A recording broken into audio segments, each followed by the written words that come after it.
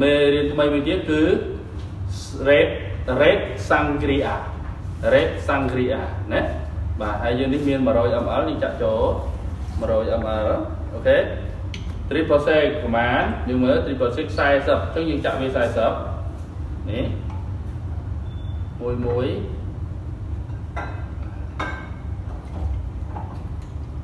អូខេបន្ទាប់មកគឺចូលដល់ spirit ហ្នឹងបាននេះថា40ដូចគ្នាយ៉ាងណាច្រើនទេព្រោះយើងប្រើ red wine ហើយredទៀតយើងដាក់40ដោយសារវាទូណាធំវាទៅផ្សេងអូខេបន្ទាប់មកគឺគេមាន brown sugar នេះ2 bar នេះហៅថា bar spoon អាហ្នឹងហៅ bar spoon អញ្ចឹង2 bar spoon មែនទេ1 2អូខេបាទអញ្ចឹង2 bar spoon បន្ទាប់ពី2 bar spoon រួចហើយយើងត្រូវមានអីគេអាហ្នឹងវាមានចំណុះវាខុបនៅក្នុងនេះក្នុងចំណុះរបស់វានេះគេដាក់330តែនៅក្នុងនេះគេឲ្យប្រើប៉ុន្មាន150បាទ150យើងប៉ុលនេះ150បើយើងស្ទាត់យើងដឹងយើងចាក់ទៅដឹងប៉ុន្មានអញ្ចឹងគាត់ថារៀនវាខុសពីការធ្វើណាបាទ100ទៅ35ទៀតនេះអូខេ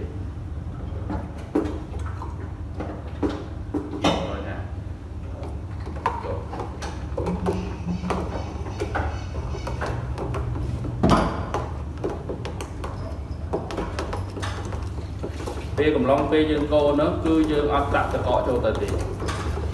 យើងអត់ដាក់ទឹកកកចូលទៅទេយើងកូនទៅមិនឲ្យលាយគេឲ្យលាយស្ករនោះស្ករ7ស្ករស្មៅអាហ្នឹងហើយទៅយើងលាយ brown វាអត់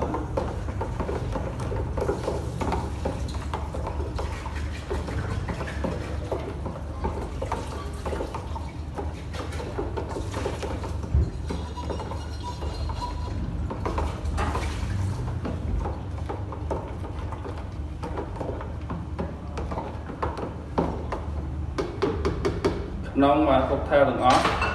អានេះគឺលក់ថ្លៃជាងគេណាបងបាទវាមានអានេះ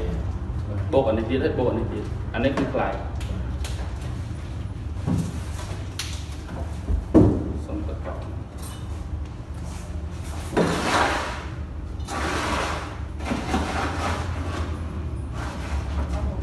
អូខេយើងដាក់វាប៉ុណ្ណេះសិន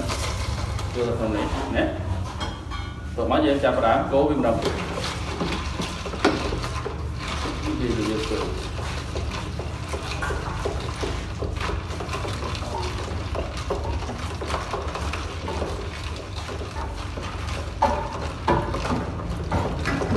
អូខេ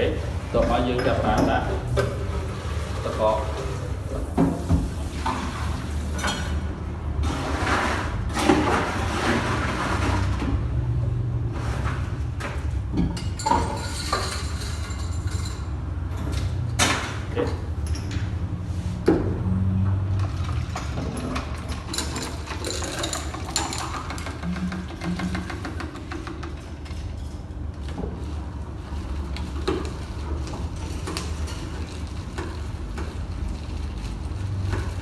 យើងធ្វើសចំហ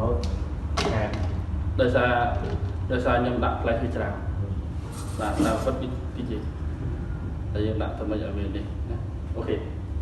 ញ្ចឹងនៅពេលដែលយើងនេះយើង decoration ជាមួយនឹងអីបានដែរដោយសារផ្លែឈើវាមិនទាំងអស់ណាប្រហែលថាខ្ញុំចង់ decoration ជាមួយនឹងក្រូច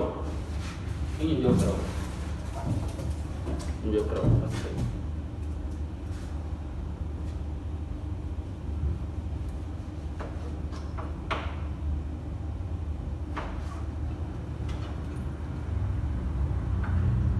ទម្លាក់ចូលចូល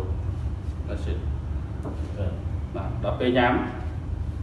នឹងកែវអីណាអញ្ចឹងនេះខ្ញុំណែនាំទី1គឺគេហៅថាមេរៀនថ្មីរបស់យើងគឺ red sangria